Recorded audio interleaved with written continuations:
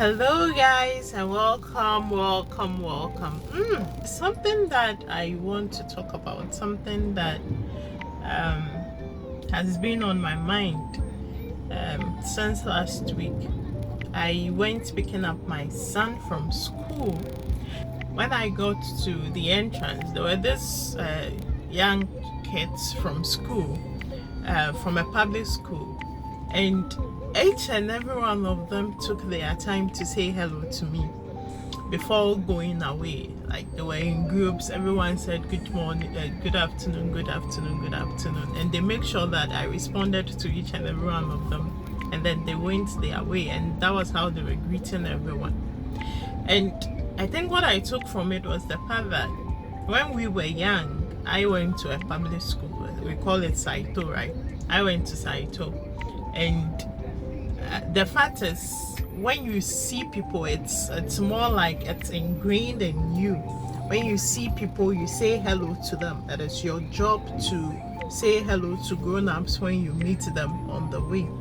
But with private schools, right, this private school children, even when you are saying hello to them with their parents present or wherever, they just stare at you as if you are an alien that had been shipped to Ghana from space. And it's quite baffling. That raises the question of, how is the curriculum design for private schools being done right here in Ghana? Because in every situation, we always talk about contest. So even if you are importing a curriculum from a foreign country or a foreign body, the one thing that makes it unique is your ability to make it contest specific. And then you realize that that is not being done by the private schools. So they just take this curricula holistically from those foreign bodies or from this other countries, and then they implement it in Ghana without looking at our culture and what is most important to us as Ghanaians and what makes us Ghanaians. And honestly, I think it's worrying, because then we are losing who we are as a people. We are losing our values, culture, because a lot of the middle class takes their children to the private schools.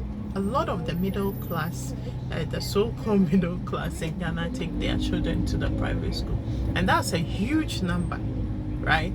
That it's not being, our culture is not being cultivated in them. There is nothing like Ghanaian values, Ghanaian culture, what is important, that community value.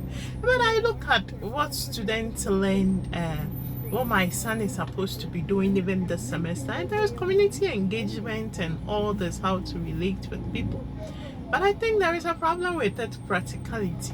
There is just a huge problem with its practicality, and the private schools need to look at this, and parents associations need to look at this, that our Ghanaian values must be part of this curriculum. And when it comes to our culture, our values, and how we, the so-called middle class, are imparting those into our children, the less said about it, the better.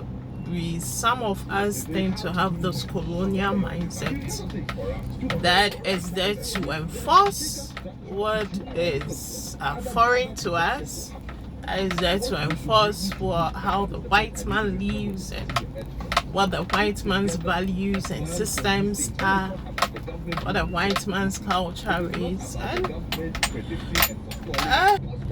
especially with the millennials, and then our way of parenting our children, not teach them our language, which is quite sad.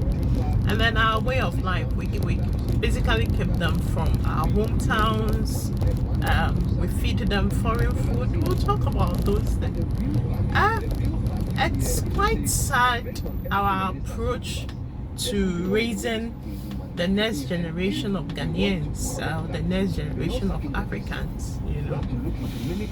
So I hope the school do their bit, and I hope that as parents we decolonize our mindsets, and then we also do our bit in raising this young generation of Ghanaians and younger generation of Africans. I mean, we owe it to ourselves to reinforce into our children what we have been taught and how we were raised. We owe it to ourselves and to those that have lived before us and to the children that we are raising, to raise them better and raise them to value who they are as Africans and also as Ghanaians. And GES and whoever is in charge must seriously consider this and look at this and see how best we can actually move forward, so that we do not lose what is most important to us as Ghanaians. It's important we do not lose what is most important to us as Ghanaians, and that is the community living, the love for each other, the care that we show to each other. Okay, so that's it from me today. So subscribe, like and share our videos, and share your thoughts.